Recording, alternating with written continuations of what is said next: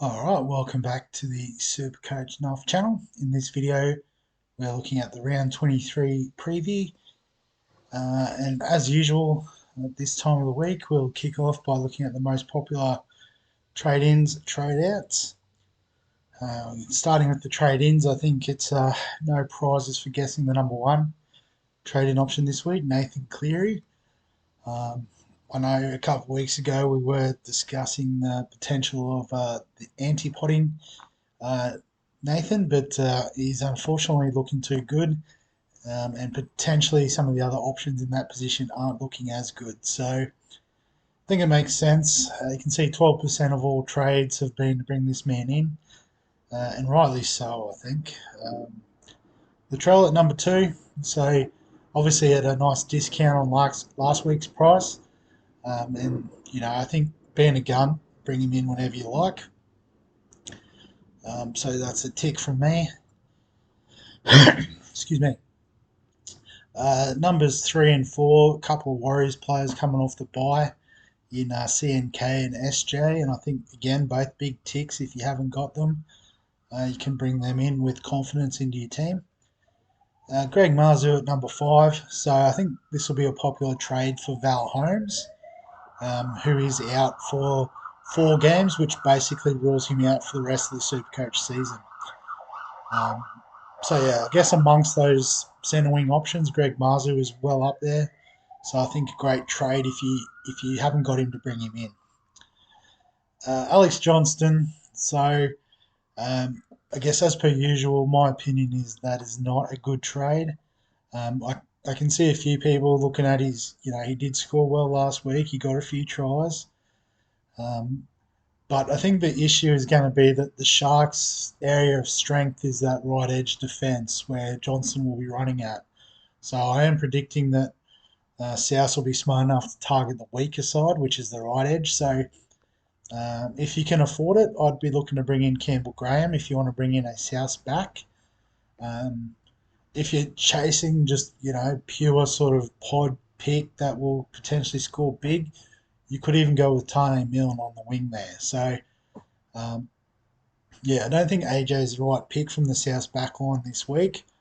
And, I guess it's one that's high risk, high reward, but personally not for me.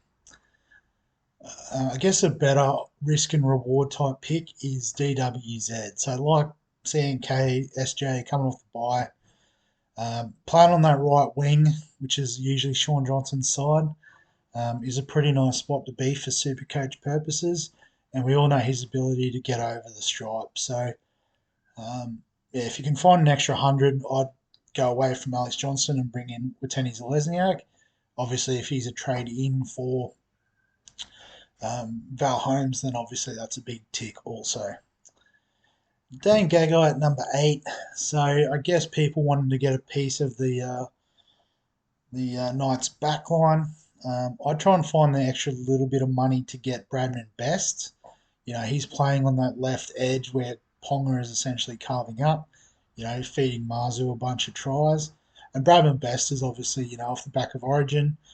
He's absolutely flying. So probably wouldn't suggest the Dane Gagai pick, but his numbers this season are good, and I can see why people would gravitate in that direction. But I think they're better options, even amongst the Knights backline. Harry Grant at number 9, yeah, that's a big tick. Even if he's playing against Penrith this week, it probably just means his defensive stats will be up a bit more. But he has that solid base on the floor with his workload. He'll play 80 minutes because it's a big game, and any sort of attack that Melbourne can generate will probably come off the back of him. And Adam Fanua-Blake, so I guess the same sort of story again. Warriors player coming off the bye, bring him in.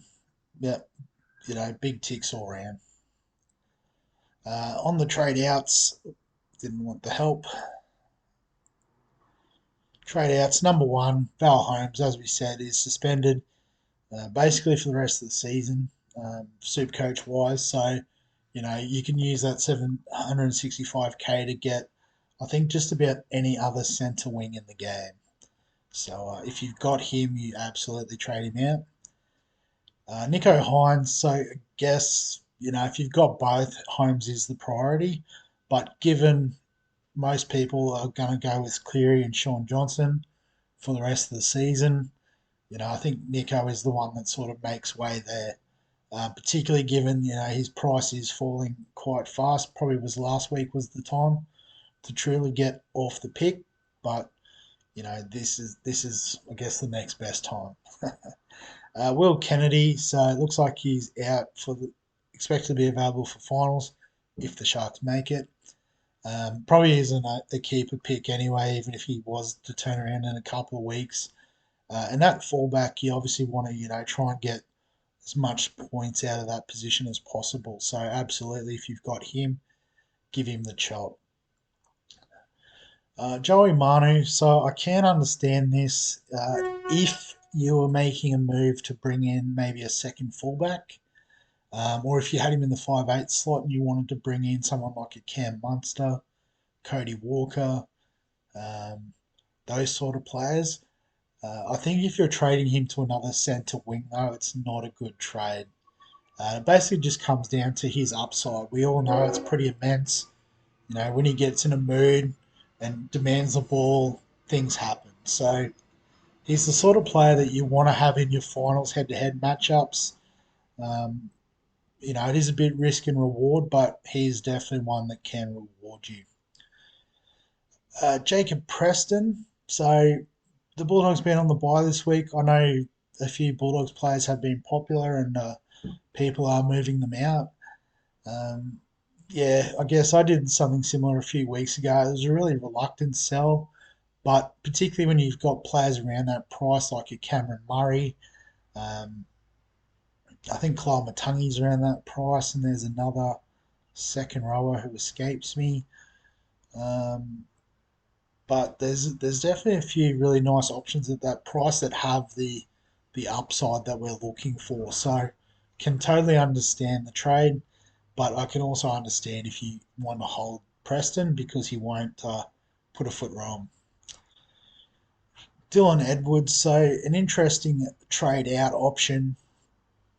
Um, I mean, if you're going to go for one of the sort of elite guns like a Ponga or a Latrell, okay, makes sense, but um, Dylan Edwards can go on a run on his own of his own, and I think if you bought him in, you're probably hoping for that run. So I'd keep the faith. Obviously the Storm this week looks daunting, but I guess it's probably not as daunting as what it would have been in the past. Given the amount of experience they've lost over the last preseason, they've shown that they're prone to games where the defence sort of melts away. And Dylan Edwards could be the beneficiary of that.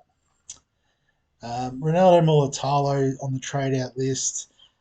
It's an interesting one because obviously people are getting off the Sharks' assets, um, particularly Nico Hines. The difference is Nico Hines has a bit of value about him at 800k. At 450k, you're not getting a lot of value out of Ronaldo. So you're either going all the way down to a bottom dollar cheapie and banking 250,000, or you need to have that money in the bank to get all the way up to a $700,000 option in the centre wing. I think so. I mean, he's just as liable as any of those wingers to go on a run and get the tries, a bit like an Alex Johnston, um, or a Darlin Watene-Zelezniak, for example. Um, so again, another one. I think if you've got him, you can hold the faith. Obviously, the Sharks do need to turn their form around a bit, um, but again, they're not. They've been a decent team all year. I don't know why that suddenly wouldn't. They wouldn't be able to bounce back. Reed Marnie at number 8. So not really sure who the trade-ins would be for this pick. I guess being on the bye again, you need players this week. Okay, it makes sense. But yeah, I guess if you're going up to a Damien Cook or a Jared Marshall King, even maybe Appy Coruscant, I'd have as a nice trade up. But other than that, I think he's as good as any of those other point of difference players in the hooker position.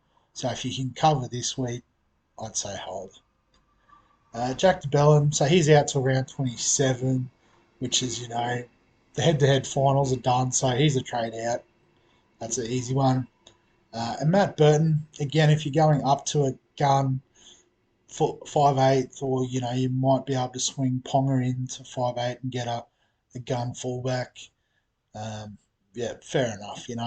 I do have him as a point of difference player, but I can definitely get on board with trading him to someone like a Munster um, or Reece Walsh if you've got that flexibility with Caleb Ponga. So that's the trades. In terms of the captaincy options this week, we'll go top 5%. I think is probably sort of that nice middle ground of people that know what they're talking about. And the most popular captain this week, and I guess a bit of a sneak preview to what my team's looking like, is Kalen Ponga. So I guess we usually talk about him more in terms of a vice captaincy option, but just given his form, it doesn't say it on here. But yeah, his 5 round average is over 100. So he's scoring as well as any of these sort of halfback options that we set and forget as captain. Playing the Dolphins this week, which they haven't exactly been inspiring of late, and playing over in Perth too. So the Dolphins don't even have the home ground advantage. So I think it sort of all sort of points towards potentially Ponga being able to do a job as captain. After that, Nathan Cleary, which I think is probably the safe captaincy option. Um, Penrith do play a bit earlier in the week, which is the only downside, which is probably why you can see his VC percentage is quite high. But yeah, if you want to set and forget captain, Cleary is the guy, I think.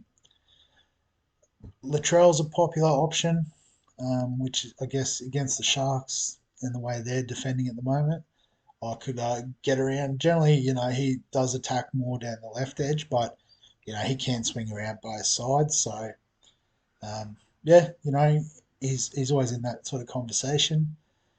Gutherson, Drinkwater. I think again, this is just people who have them, and they're the $1 million guys or the 850 million $1,000 guys. Sorry, in Gutho's case. So they've been scoring big, so why not back them in? Nico Hines, I guess if you're keeping the faith with Nico, captain him, he won't score a 22 again.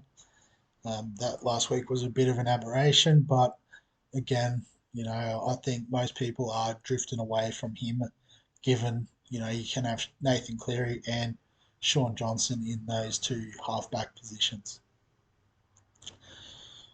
Cody Walker, so yeah, sort of the same argument as Latrell Mitchell, so we don't need to say too much there. Mitchell Moses, I guess again if you're going real point of difference in your halfback position, might as well back it in all the way. And Jermaine Hopgood, so I guess a real solid base type captain, although you can see him and Sean Johnson not even in the 1% sort of range as captain.